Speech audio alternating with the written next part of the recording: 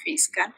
So social media management service ni boleh menjadi option korang untuk menjadi seorang VA. Lepas tu bolehlah kita, kan semua orang ni maybe dah pandailah buat IG ke, lepas tu buat Facebook ke, tapi ada juga seseorang yang dia memang tak pandai pun buat itu semua. Nah, itu adalah target kita seorang VA untuk offer. Boleh tak kita bantu untuk buatkan account Instagram ke Facebook ke develop web macam tu, atau boleh juga untuk membuat logo ke, graphic design untuk poster ke apa. Boleh lah. Lepas tu kalau korang suka dengan copy writing, korang suka menulis, boleh juga offer sebagai copywriter. Copywriter ni bukan just copy paste tau. So copywriter ni dia nak attract, for example ni ada Facebook ads. So, dia nak attract macam mana agar orang ni tertarik untuk beli produk. Macam tu. Itulah copywriting service. So di antara servis-servis tersebut, saya nak bagi tahu ni ada beberapa servis yang dia ni memang boleh jadikan kita menjadikan highly paid virtual assistant. Ada 3. Yang pertama iaitu email marketing. So email marketing ni kita membuat strategi di email macam mana untuk membuat newsletter macam tu lah, untuk membuat newsletter. Lepas tu untuk attract orang agar dia interesting dengan produk kita macam tu. Lepas tu yang kedua iaitu social media management. Nah, ini adalah salah satu servis yang boleh menjadikan kita menjadi seorang highly paid VA. So, korang semua yang memang hobi scroll Instagram, kenapa tak jadi seorang VA? Kan kita yang hobi posting tu, kita offer lah servis social media management untuk jadikan duit untuk kita kan, macam tu. Lepas tu yang ketiga iaitu lead generation. So lead generation ni kita kumpulkan list nama, lepas tu title dia, lepas tu email, phone daripada internet. Lepas tu kita bagi ke inilah business owner lah. So list ini berguna untuk dijadikan sebagai future sales. Macam tu. Lepas tu yang tadi adalah servis-servis yang boleh kita offer menjadi seorang VA. Lepas tu pastilah korang semua bertanya, siapalah yang nak hire VA? Macam tu kan? Sebenarnya banyak je yang nak hire VA, terutama business owner di bidang ini semua. Medical clinic, photographer, real estate, styling, hotel, skincare, fitness. Kalau saya punya klien tu, saya punya klien di bidang coaching. Lepas tu ada juga di ads agency. Tapi di sini tak ada. Ads agency masuk di and many more ni lah. Okay, so memang ramai orang yang akan hire VA macam tu.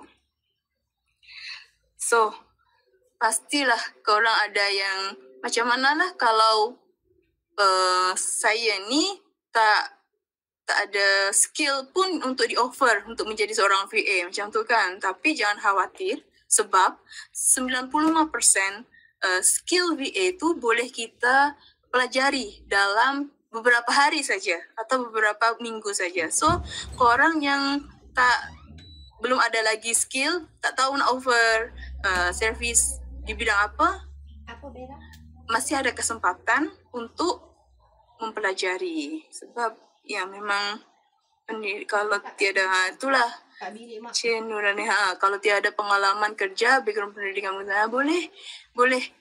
Sebab tak susah pun untuk belajar service ini. Serius, saya pun dulu belajar tuh saya tak tahu apa itu VA.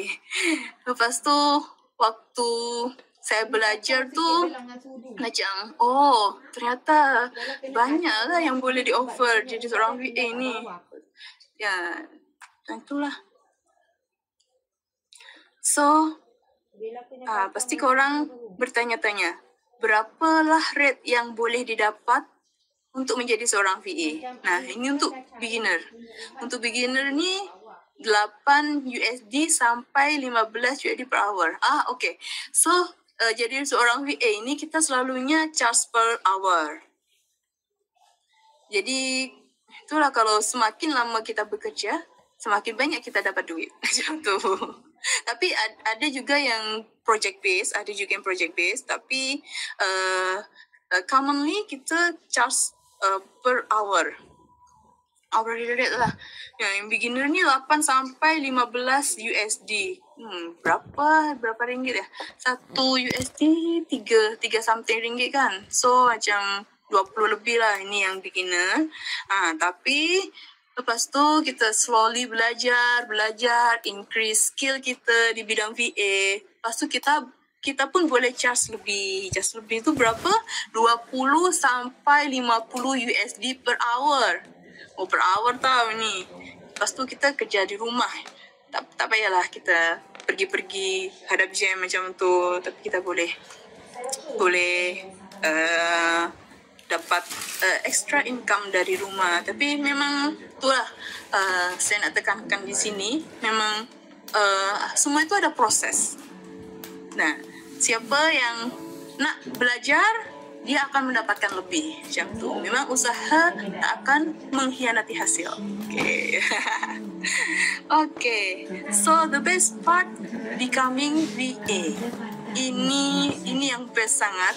Kenapalah saya keluar dari 9 to 5 job, lepas tu saya decide untuk jadi full time VA.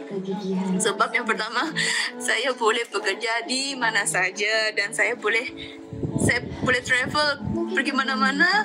Lepas tu saya boleh, kalau ada pekerjaan yang harus saya selesaikan, saya just duduk, cari tempat duduk, lepas tu buka laptop, lepas tu kerjakan di situ. Macam tu. Saya tu pernah pergi ke Cameron Highland. Lepas tu saya bawa laptop di belakang. Lepas tu saya jalan-jalan pusing-pusing lah macam tu lah. Tengok kambing ke apa di sana, strawberry ke apa. Lepas tu bila ada yang kontak, ini tolong kerjakan yang ini, saya carilah tempat yang selesa sikit. Lepas tu saya duduk, lepas tu saya buka laptop, saya bekerja di situ. Lepas tu selesai hantar pekerjaan saya tu, lepas tu saya tutuplah lagi laptop, saya jalan-jalan lagi macam tu. So memang sangat fleksibel jadi seorang VA ni. Lepas tu kalau korang still nak bekerja 9 to 5 pun boleh juga. Malam hari pun boleh korang jadikan korang jadikan dedicated time untuk menjadi seorang VA macam tu. So pagi tu bekerja macam biasalah di office. Tapi kalau malam, kalau kita nak extra income kan, so kita bolehlah bekerja lebih untuk menjadi seorang VA macam tu. Okay. Lepas tu kenapa VA ni sangatlah memberangsangkan kalau orang kata. Sebab sekarang ni VA ni memang tengah booming tau. VA. Maybe belum booming yang wow macam tu, tapi memang beranjak untuk naik. So kenapalah ramai sekarang ni, ramai business owner yang realize kalau hire VA ni lebih menguntungkan daripada hire yang pekerja biasa lah. Sebab ini dari perspektif business owner, VA ni boleh cost boleh cut down inilah cost bisnis lah macam tu. Sebab tadi yang saya cakap rate VA ni hourly. So kalau korang tak kerja, korang memang ya tak dapat apa-apa. Tapi kalau korang bekerja, business owner ni barulah bagi bayaran pada korang macam tu. Lepas tu dari perspektif kita pula, seorang future VA, kita kalau orang tak ada experience di VA ni, boleh korang boleh start jadi VA tanpa experience, tapi memang kena belajar lah macam mana nak jadi admin, lepas tu macam mana nak jadi copywriter macam tu. Lepas tu korang boleh tentukan goal korang. So VA ni dia bukan sebagai pekerja, tapi kita memposisikan diri kita ni sebagai klien dari business owner. So kita bolehlah set goal. Okay,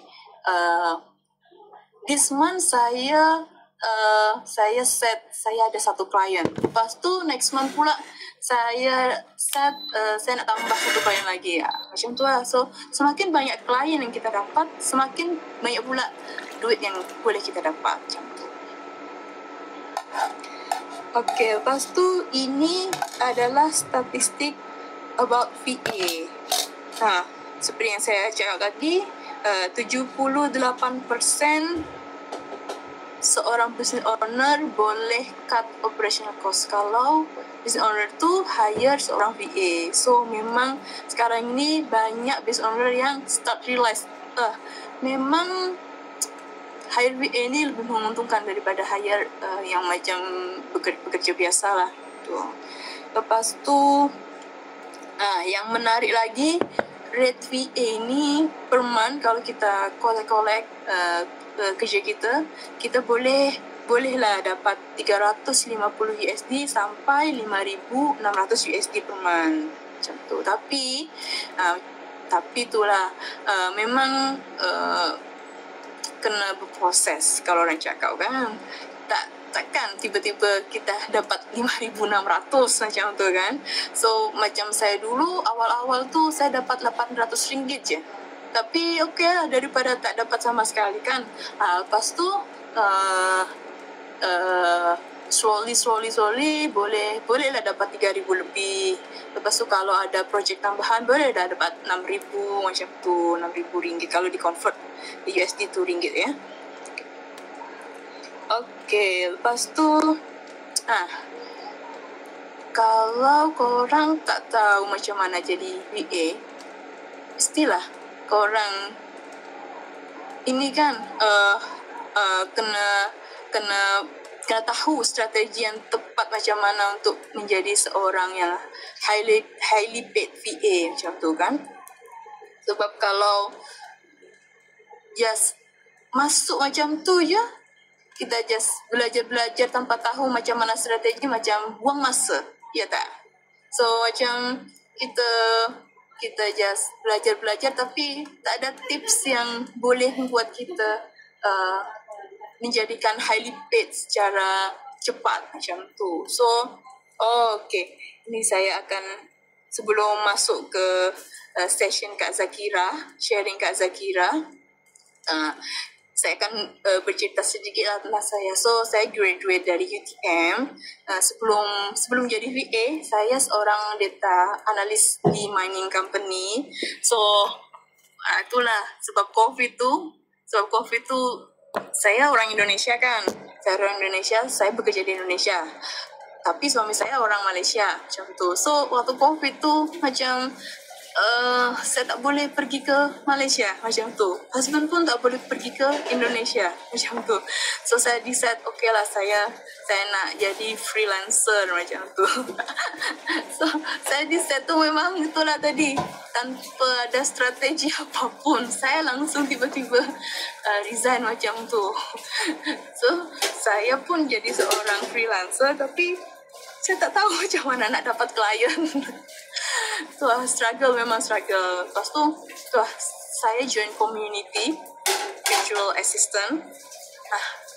Lepas tu barulah saya slowly oh okay, oh macam ni ternyata tak boleh lah langsung yang bedal apa ya, macam okay resign lepas tu jadi freelancer tapi tak tahu nak buat apa macam tu kan.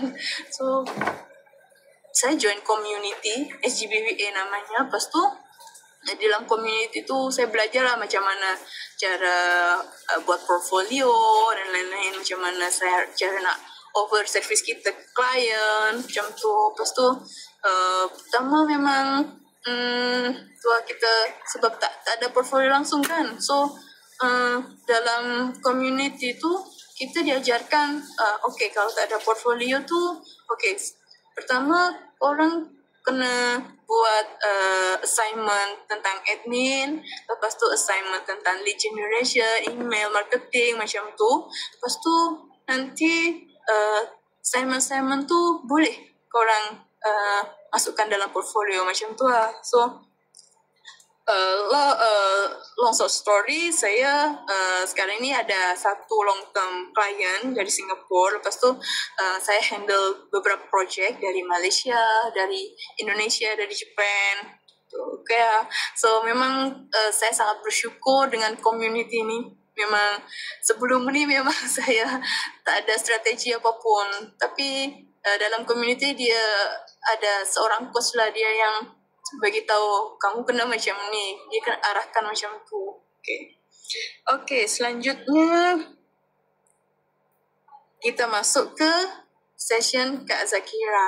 Kak Zakira ni kena korang semua kena belajar dari Kak Zakira. Okay, Kak Zakira. Okay, boleh on dah dengar tak? Assalamualaikum. Waalaikumsalam. Dengar Okay, dah baca chat tadi. Okay, Assalamualaikum semua.